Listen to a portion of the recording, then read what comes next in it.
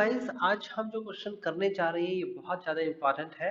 आपने इससे पहले वाला क्वेश्चन जरूर देखा होगा। उसमें आपको मीडियन फाइंड करने के लिए कहा था एक ट्रायंगल में, और इसमें आपसे पूछा जा रहा है एल्टीट्यूड। ओके, आपको तीन वर्टेक्स दे रखे हैं। ये आपके सामने ए वर्टेक्स है, ये बी वर्टेक्स है और ये सी वर्टेक्स है। एक ट्रायंगल के तीन वर्टेक्स दे रखे हैं। देखिए, तो मैं ये ट्रायंगल बनाता हूँ आपके सामने। ये ट्रायंगल है और इस ट्रायंगल के अंदर आपको तीन वर्टेक्स दे रखे हैं, यानी कि ए पॉइंट दे रखा है आपको, A vertex 10 and 4, and B point आपको दे रखा है -4 and 9, and then C vertex दे रखा है आपको -1 and -2 and -1। Okay, now altitude निकालना है आपको। एल्टीट्यूड दैट मीन्स कि अगर आपको एल्टीट्यूड की बात करता हूं तो यानी कि जो वर्टेक्स से परपेंडिकुलर डाला जाता है उसे एल्टीट्यूड कहते हैं। देखो यहाँ पर थोड़ा सा समझना होगा। जैसे कि ये आपके पास एक ट्रायंगल है and this is called point, है ना। ये पॉइंट से मैंने सामने वाली साइड पर परपेंडिकुलर डाल दिया। This is called and this is called perpendicular. Perpendicular, ठीक है ना। ये आपके पास परपेंडिकुलर है। मैंने इस पॉइंट से परपेंडिकुलर डाल दिया, मैंने इस पॉइंट से परपेंडिकुलर डाल दिया। ये सारे के सारे परपेंडिकुलर ही कहलाएंगे। ओके, लेकिन अगर मैं एक यहां से लाइन खींचता हूं जो वर्टेक्स से जा रही है, ये लाइन, ये जो परपेंडिकुलर डालती है, इसे हम परपेंडिकुलर तो बोलेंगे ही, ये परपेंडिकुलर तो है ही, बट इसे एल्टीट्यूड भी बोलेंगे। तो आई थिंक आपको समझ में आया होगा। एल्टीट्यूड स्पेसिफिक एक नाम है जो कि वर्टेक्स से डालने वाले परपेंडिकुलर को कहते हैं। ठीक है ना। आपसे कह रहा है इक्वेशन निकालनी है परपेंडिकुलर की, नहीं, इसमें इक्वेशन निकालनी है एल्टीट्यूड की। दैट मींस ऐसा परपेंडिकुलर जो कि कहां से डाला जा रहा है, वर्टेक्स से डाला जा रहा है ना। तो आपको समझ में आ गया। ओके, एल्टीट्यूड्स कह सकता हूं मैं यहां पर, क्योंकि तीनों एल्टीट्यूड्स निकालूंगा। पहले मैंने ए वर्टेक्स से एक एल्टीट्यूड डाला है जिसका नाम मैं डी रख देता हूं। दिस इज नॉट मीडियन, याद रखना। पिछले वाले सेक्शन में मैंने मीडियन कराया था, ये मीडियन नहीं, ये 90 डिग्री का कोण तो बना रहा है, लेकिन ऐसा ये नहीं कह रहा कि ये वाली लेंथ और ये वाली लेंथ दोनों इक्वल है। इक्वल कब कहता है, जब वो मीडियन का केस आता है। ये मीडियन का केस नहीं है, याद रखना। ठीक है, तो अभी आपको समझना है आगे कैसे निकलेगी ये इक्वेशन। आपके सामने इक्वेशन निकालने के लिए जो कंडीशंस होती हैं उस कंडीशंस को आपको याद करना है। अगर आपको वो कंडीशंस नहीं पता है तो सबसे पहले आपको इनके इंट्रोडक्शंस देखने पड़ेंगे। मैंने स्लोप और स्ट्रेट लाइन, इन दोनों के इंट्रोडक्शन तैयार कर रखे हैं। आपको स्लोप भी देखना पड़ेगा क्योंकि यहाँ पर उसकी जरूरत है, परपेंडिकुलर कंडीशन कैसे फॉलो होती है। और आपको स्ट्रेट लाइन भी देखना पड़ेगा क्योंकि यहाँ जरूरत है, यहाँ पर इक्वेशन निकालने के लिए आपको फॉर्मूला चाहिए होगा। हालांकि मैं इस वीडियो में आपको इस क्वेश्चन को करते वक्त वो बताऊंगा, लेकिन इसकी डिटेल जानकारी आपको इंट्रोडक्शन वीडियो में मिलेगी, जो कि डिस्क्रिप्शन पे मिलेगा या फिर प्लेलिस्ट पे मिलेगा। ठीक है ना, डिस्क्रिप्शन में प्लेलिस्ट भी है और इन दोनों के यानी कि स्लोप के और स्ट्रेट लाइन के इंट्रोडक्शंस भी है। ठीक है ना, तो आप वहां से देख लीजिएगा। फिलहाल आगे बढ़ते हैं। आगे आपके सामने ए से लेकर डी तक की इक्वेशन, जो ये आपके सामने इक्वेशन है, इसको फाइंड करना है। तो आप लिखेंगे इसके सॉल्यूशन में, लिखेंगे for the equation of AD, यानी कि एडी की इक्वेशन की बात कर रहे हैं आप। तो एडी की इक्वेशन में क्या बात करेंगे आप, कैसे बात करेंगे आप, आपको सिंपली लिखना है, बहुत सिंपल है। आपको पासिंग पॉइंट लिखना है, पहले आपको पासिंग पॉइंट लिखना है, बस और कुछ नहीं करना। आपको एक इक्वेशन के लिए पासिंग पॉइंट और स्लोप चाहिए होता है। पासिंग पॉइंट है ए है 10 एंड 4, दिस इज ए। बहुत सिंपल है। ये x1 नाम दे देता है, ये y1, लेकिन अभी हम x1 y1 नहीं रख रहे, अभी हम सिंपली इसे हम 10 और 4 लिखेंगे। ठीक है ना, आगे बढ़ते हैं। आगे आपको क्या दे रखा है, आगे आपको स्लोप नहीं दे रखा। एडी का स्लोप हमारे पास नहीं है। हमें यह पता है कि एडी परपेंडिकुलर है बीसी पे, ये बात हमें पता है। तो इसका मतलब हमारा यहां पर परपेंडिकुलर वाला कंडीशन को फॉलो किया जाएगा। ठीक है ना, देखो एडी जो है, एडी मींस ये वाली लाइन परपेंडिकुलर है बीसी के, मींस इस वाली लाइन के, और इनके बीच में दो लाइन जो ये आपके सामने परपेंडिकुलर है, इनके बीच में दो स्लोप बनेंगे, एक m1 होगा और एक m2 होगा। ओके, यानी कि एक स्लोप m1 का नाम दे सकता हूं और एक स्लोप m2 का नाम दे सकता हूं, और आपको पता होना चाहिए, हम लिख सकते हैं यहां पर in perpendicular condition, in perpendicular condition m1 into m2 is equal to -1। ये स्लोप के इंट्रोडक्शन वीडियो में मैंने आपको बताया होगा। अगर मेरे को m2 निकालना है और m1 की वैल्यू दे रखी है, या फिर m1 निकालना है m2 की वैल्यू दे रखी है, तो सेकंड स्लोप निकालने के लिए मुझे फर्स्ट स्लोप का रेसिप्रोकल करना पड़ता है और उसके बाद माइनस से मल्टीप्लाई करना पड़ता है। ये नियम आप याद रखना।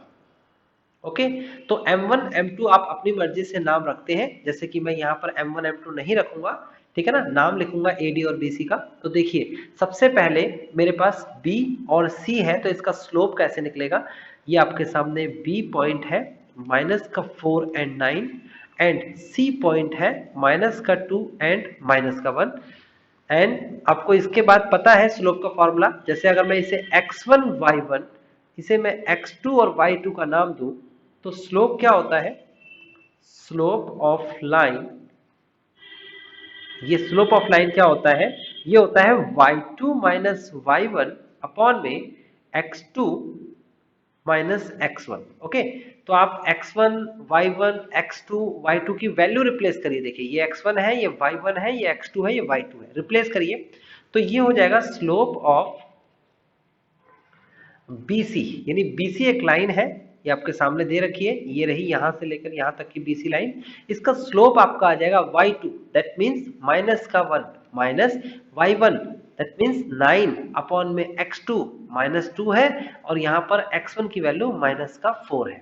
ओके, तो आप इसे सॉल्व करेंगे तो आएगा माइनस का 10 अपॉन में 2, एंड इसे फर्दर सॉल्व करेंगे तो माइनस का 5। ये माइनस का 5 जो है स्लोप ऑफ BC आया है, क्योंकि परपेंडिकुलर की कंडीशन है और मुझे AD चाहिए, तो मैं लिखूंगा slope of AD is equal to -1 upon slope of BC। तो BC की वैल्यू जो हमारे पास है वो लिख दी जाएगी, माइनस का 5 है, तो स्लोप ऑफ AD आपके सामने 5 आ गया, 1/5, सॉरी, ये आया है 1/5, पॉजिटिव का आएगा 1/5। ओके, नाउ ये जो आपके पास स्लोप AD का स्लोप आया, देखो हमें AD की इक्वेशन चाहिए थी, passing point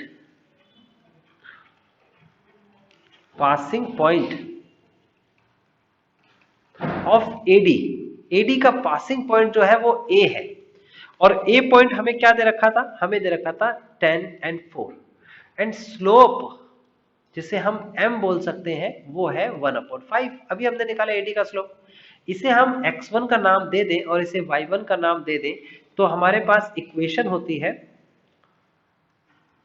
equation of altitude,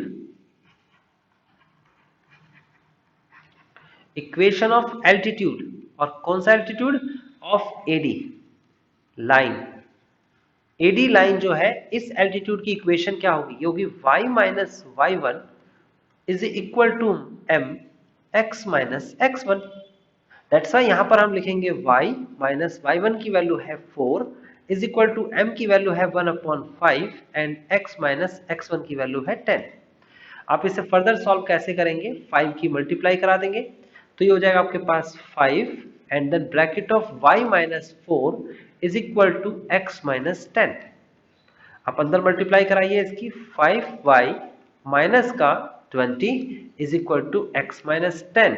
आप इसे लेफ्ट राइट साइड में लेके जाइए, लेफ्ट से राइट में, तो हो जाएगा x माइनस का 5y एंड प्लस का 10 is equal to 0। -20 right side में जाके प्लस का 20 हो जाएगा, और माइनस का 10 पहले से ही है, तो फाइनली आपका आंसर आ गया प्लस का 10। ओके, तो ये आई है इक्वेशन, कौन सी इक्वेशन आई है, ये आई है इक्वेशन ऑफ AD। देन हम लिखेंगे यहां पर hence altitude, equation of altitude, equation of altitude of AD is x minus 5y plus 10 is equal to 0। ये हमारा आंसर आ गया। अभी हमारा एक एल्टीट्यूड आया है, इसी तरीके से हम बाकी के 2 एल्टीट्यूड भी निकालेंगे। तो देखिए किस तरीके से निकलेंगे। हमारे पास एक ट्रायंगल है, ये हमने ट्रायंगल बना दिया। इस ट्रायंगल को हम क्या करते हैं, नाम दे देते हैं, ए नाम दे देते हैं। और ए जो हमारे पास वर्टेक्स है वो है 10 and 4। बी जो हमारे पास वर्टेक्स है वो है -4 and 9। सी जो हमारे पास वर्टेक्स है वो है -2 and -1। ओके, हमने ए डी निकाल लिया है, ए से डी तक की लेंथ निकाल ली है हमने, ये इक्वेशन निकल चुकी है। अब हम निकालेंगे बी से ये लेंथ, यानी कि बी से निकालने वाले हैं हम ई। ओके, बी ई नाम रख देते हैं इसका। तो ये परपेंडिकुलर होगा, ऑफ कोर्स ये भी एक परपेंडिकुलर है। मिड पॉइंट नहीं होगा, याद रखना, हर ट्रायंगल का मिड पॉइंट नहीं हो सकता परपेंडिकुलर, ठीक है ना। तो जो वर्टेक्स से परपेंडिकुलर या एल्टीट्यूड है वो हर ट्रायंगल पर मिड पॉइंट नहीं होता। ये सिर्फ इक्विलेटरल ट्रायंगल और स्पेशल कंडीशन में आइसोसेलेस ट्रायंगल पे होता है कि जो परपेंडिकुलर है वही मिड पॉइंट होगा। फिलहाल ये जो ई पॉइंट है ये आपके सामने है, ये रहा। ओके, तो बीई की इक्वेशन कैसे निकालेंगे, देखिए लिखे आप लिखेंगे for equation of BE. Altitude है ये हमारे पास बीई। तो इसमें हमारे पास सबसे पहले तो क्या पता होना चाहिए कि कौन किस पर परपेंडिकुलर है। तो देखो बीई जो है वो परपेंडिकुलर है एसी पर। गौर से देखेंगे आप, बीई यानी कि ये वैल्यू परपेंडिकुलर है एसी पर। एसी मींस ये वैल्यू, ठीक है ना। तो बीई परपेंडिकुलर है एसी पर, ये आपको ध्यान से समझना है। तो एसी के पॉइंट्स हमें दे रखे हैं। नाउ एसी के पॉइंट में से ए का पॉइंट कितना है 10 and 4 एंड सी का पॉइंट कितना है आपके पास -2 and -1। This is the point.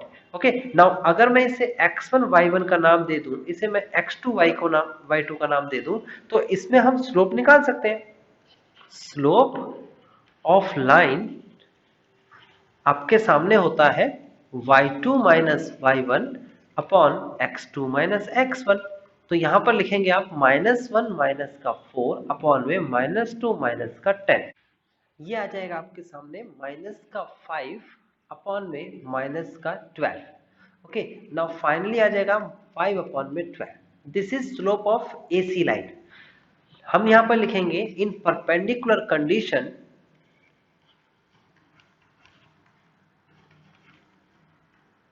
in perpendicular condition slope of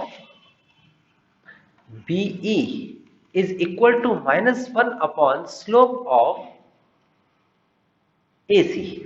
okay, perpendicular condition में जो AC का स्लोप होगा उसका रेसिप्रोकल करके नेगेटिव कर दीजिए। मैंने ये कंडीशंस आपको बताई है। तो फिलहाल हो जाएगा -1 अपॉन, और AC का स्लोप आपके सामने है, देखो ये लिखा 5 अपॉन 12। अब देखो ये ऊपर वाली संख्या जो है ये फ्रैक्शन में नहीं है, इसके अपॉन में 1 लगा के फ्रैक्शन बना देंगे। बाहर वाली संख्या की मल्टीप्लाई, अंदर वाली संख्या की मल्टीप्लाई। तो फाइनल आंसर आ जाएगा -12 अपॉन 5। ओके, तो आपके सामने जो ये आपका आंसर आया -12 अपॉन 5, ये स्लोप आ चुका है जिसे हम जनरली m के नाम से पहचान सकते हैं। m पासिंग पॉइंट क्या है इसका, passing point of BE line. BE जो हमारे पास एल्टीट्यूड लाइन है उसका पासिंग पॉइंट बी है। देखो बीई में ये लिखा हुआ है बी, है ना। तो यहां पर आप क्या लिखेंगे, बी की वैल्यू -4 and 9, और स्लोप क्या है जिसे हम जनरली m से रिप्रेजेंट करते हैं, वो है -12 अपॉन में 5। बहुत सिंपल है, आपको इक्वेशन याद रखनी है। Equation of line BE line की equation y minus y1 is equal to m x minus x1। Now y1 की वैल्यू क्या है भाई, आप यहां पर देखेंगे, इसे मैं x1 लेट कर लेता हूं, इसे y1। देखो ये जो मैं लिखता हूं यहां पर, ये जरूरी नहीं है कि आपको भी लिखना है, आपको बस ये सपोज कर लेना है या x1 या y1 है। तो यहां पर कैसे लिखा जाएगा, ठीक है ना, सब्स्टिट्यूट कैसे किया जाएगा। माइनस y1 की वैल्यू कितनी है, ये रही y1 की value 9 is equal to m की value -12 upon 5 and then x minus x1 की वैल्यू क्या दे रखी है आपके सामने, -4।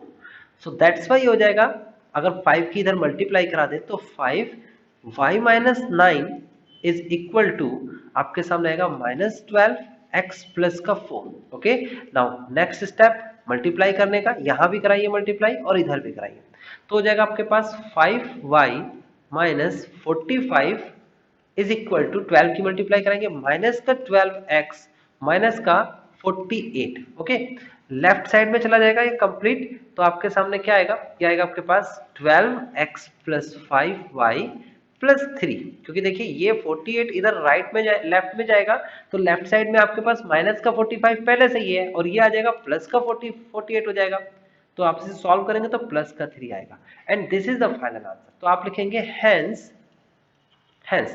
इक्वेशन ऑफ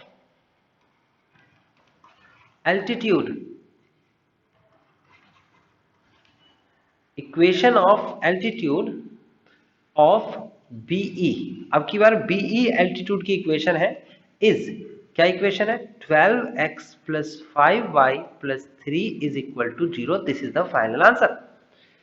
लास्ट पे चलते हैं, हमारा अभी लास्ट वाला सेक्शन रहता है, तो वहां पर क्या है, एक तीसरा एल्टीट्यूड सेम निकलेगा। देखो मैं रिपीट कर रहा हूं, आप इसको ढंग से समझेंगे, 3 बार हमने कर लिया है तो आपको अच्छे से समझ में आना चाहिए। ये ए पॉइंट मैं दोबारा से बना देता हूं, ए पॉइंट है 10 and 4, उसके बाद बी पॉइंट आपके सामने है और बी पॉइंट है आपके पास माइनस का 4 and 9 एंड सी पॉइंट आपको दे रखा है -2 and -1। अब की बार सी से हमें परपेंडिकुलर डालना है, लाइक दिस, इस टाइप का एक परपेंडिकुलर डालेगा और सी पे। अब ये मैंने आपको बता दिया है कि ये और ये मिड पॉइंट पे नहीं होगा, तो इसका मतलब परपेंडिकुलर वाला कॉन्सेप्ट लेना, मिड पॉइंट वाला कॉन्सेप्ट ना ले ले, वो थोड़ी सहूलियत दिखती है लेकिन वो मत करिएगा, क्योंकि वो कर दोगे तो आंसर नहीं आएगा आपका और गलत हो जाएगा क्वेश्चन। यहाँ पर नाम रख देते हैं, सी के साथ एफ का नाम रख देते हैं, हम लिखेंगे 4 the equation of C F.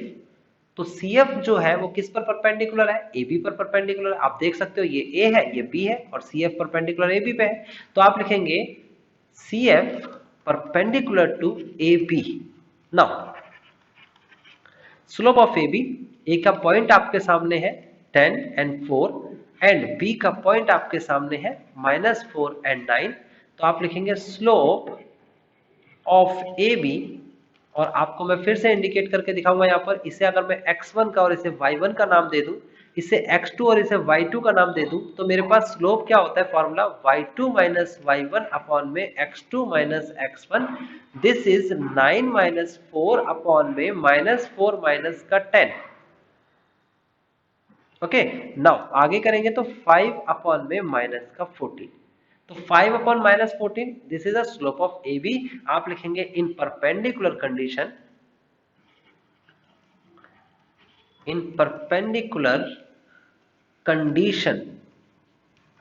और परपेंडिकुलर कंडीशन क्या होती है, वो कंडीशन होती है स्लोप ऑफ सी एफ हमें निकालना है, जो कि होता है -1 upon slope of A B.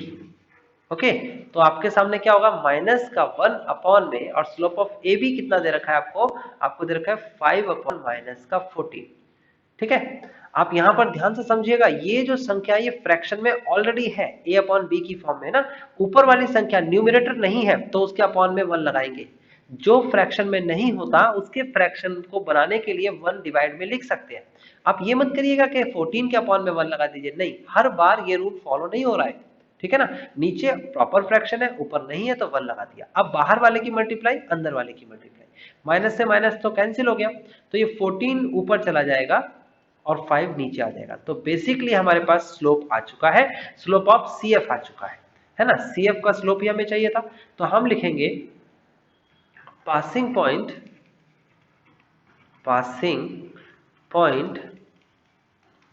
Of C F line. C F line जो है इसका पासिंग पॉइंट, इसका एक पॉइंट तो सी है जो कि पासिंग पॉइंट कहलाएगा, माइनस का 2 एंड माइनस का 1, और स्लोप क्या है इसका, जिसको हम m के नाम से प्रेजेंट करेंगे, सी एफ का स्लोप, ये अभी अभी आपने निकाला 14 अपॉन में 5। ओके, अभी आपको क्या करना है, इसका नाम आप रख दीजिए अपने अंदाजे के लिए x1 y1, तो ये हमारा फाइनल आ जाएगा equation of line C F, और ये क्या होती है, y minus y1 is equal to m x minus x1। Okay, तो यहां पर आप लिखेंगे y माइनस y1 की वैल्यू आपके सामने क्या है, माइनस का 1 है, ओके, देन उसके बाद इज इक्वल टू m की वैल्यू रख देते हैं यहाँ पर। m की वैल्यू आपके सामने क्या है 14/5, तो यहाँ लिखेंगे 14/5 bracket of x minus x1 की वैल्यू आपके सामने क्या है माइनस का 2। ओके, नाउ 5 से मल्टीप्लाई करा देंगे, यहाँ पे 5 से मल्टीप्लाई करेंगे तो कितने 5 bracket of y plus 1 is equal to 14 bracket of x plus 2। Now 5y plus का 5 is equal to 14x plus का 28।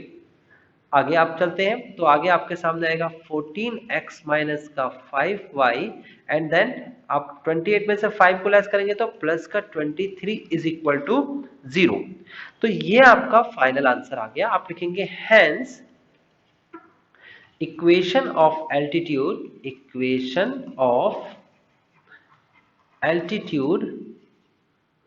okay, equation of altitude of CF is 14x minus का 5y प्लस का 23 is equal to 0।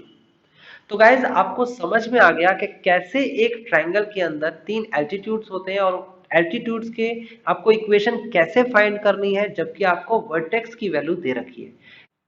लेकिन अभी ये question खत्म नहीं हुआ है। इस क्वेश्चन को फिनिश करने से पहले आप पहले देखिए, अब इसमें एक चीज और निकालनी है। मैं आपको इस क्वेश्चन पे लेके चलता हूं। ये क्वेश्चन जो हमारे पास था, ये रहा हमारे पास क्वेश्चन। क्वेश्चन में क्या कहा गया है देखिए, यहाँ पर एल्टीट्यूड्स की इक्वेशंस तो पूछी है, ओके, ऑल्सो करके लिखा है find its ortho centre. Ortho centre भी फाइंड करना है। तो ऑर्थो सेंटर क्या होता है, चलिए हम इसको अभी फाइंड कर लेते हैं। ऑर्थो सेंटर क्या होता है, देखिए ये हमारे सामने एक ट्रायंगल है, ओके, और इस ट्रायंगल के अंदर आपने जो वर्टेक्स लिखे हैं वो वर्टेक्स ये लिखे होंगे आपने 10 एंड 4। दूसरा वर्टेक्स जो आपके सामने है बी वर्टेक्स, और बी वर्टेक्स आपके सामने है माइनस का 4 एंड 9। सी वर्टेक्स है -2 एंड -1। ओके, नाउ अब परपेंडिकुलर आपने डाला है कहां कहां से, एक तो आपने ये खींचा है परपेंडिकुलर, यानी कि आपका परपेंडिकुलर आया कहां से ए से डी पे। ओके, एक परपेंडिकुलर आपका इस तरफ से गया होगा इस तरीके से कुछ, ठीक है ना, ये इसको सही से कर लेते हैं, इस तरीके से कुछ गया होगा। ओके, ये आपका परपेंडिकुलर गया है बी से ई के पास, ये बी से ई है। और तीसरा जो परपेंडिकुलर आपका जाएगा वो कुछ इस तरीके से जाएगा, ये भी परपेंडिकुलर ही होगा, और ये सी से एफ की तरफ है। जहां पर ये पॉइंट्स कट करते हैं, जहां पर ये पॉइंट इंटरसेक्ट करते हैं, that point is called ortho centre. This point is called ortho centre. Okay, तो ऑर्थो सेंटर पॉइंट यानी कि ये पॉइंट है, इसे ओ नाम दे देते हैं। ये पॉइंट निकालने के लिए कोई सी भी दो इक्वेशन सॉल्व कर लो। देखिए आपके सामने एडी की इक्वेशन है, और आपने एडी की इक्वेशन क्या निकाली थी, x माइनस का 5y plus 10 is equal to 0। आपके पास बीई की इक्वेशन है, और बी की इक्वेशन आपके सामने थी 12x प्लस का 5y plus 3 is equal to 0। आपके सामने सी एफ की इक्वेशन है, और सी एफ की इक्वेशन आपके पास थी 14x minus 5y plus 23 is equal to 0। तीन इक्वेशंस हैं। तो इनमें से मैं कोई सी भी दो इक्वेशंस को एलिमिनेशन मेथड या सब्स्टिट्यूशन मेथड या क्रॉस मल्टीप्लिकेशन मेथड, जो 10th क्लास तक आपने कोई भी मेथड पढ़ा है वहां से x और y की वैल्यू निकाल लूंगा। This is ortho centre. Okay, तो मैं ये और ये इक्वेशन ले लेता हूं आपके सामने। मैं यहां पर लिखता हूं solve equation of line AD and दूसरी है BE। ओके, ये दोनों इक्वेशन। तो पहले AD की इक्वेशन है x minus 5y plus 10 is equal to 0। BE की इक्वेशन है 12x प्लस 5y प्लस का 3 इज इक्वल टू 0। नाउ आपको पता है अंडरलाइन कर देंगे, और आपको साफ साफ दिखता होगा यहाँ पर 5y नेगेटिव पॉजिटिव कैंसिल हो जाएगा। देन इन दोनों को ऐड करेंगे तो आपके सामने जो वैल्यू आएगी वो आएगी 13x प्लस, यहाँ पर इसे 10 को और 3 को भी ऐड करेंगे तो 13 ही आएगा। राइट साइड में ले जाएंगे तो 13x is equal to -13, divide में लेके आएंगे तो x की वैल्यू आ गई -13 divide by 13 and this is -1। x की वैल्यू आ गई है, पुट कर देंगे इन फर्स्ट नाम दे देते हैं इसको और सेकंड नाम दे देते हैं इसको, ठीक है ना। तो आप फर्स्ट में पुट करेंगे तो x की जगह पर -1 लिखेंगे, माइनस का 5y प्लस का 10 इज इक्वल टू 0। नाउ आपके सामने आएगा माइनस का 5y plus 9 is equal to 0, 9 right side में जाएगा तो माइनस का 5y इज इक्वल टू -9, 5 से डिवाइड करेंगे देन y की वैल्यू आ जाएगी आपके सामने 9/5, माइनस से माइनस कैंसिल। तो बेसिकली ऑर्थो सेंटर आपके सामने आ गया, hence ortho center is -1 and 9/5. This is the final answer. Hope so guys आपको एक एक स्टेप समझ में आया होगा, मैंने बड़ी डिटेल में बताने की कोशिश की है।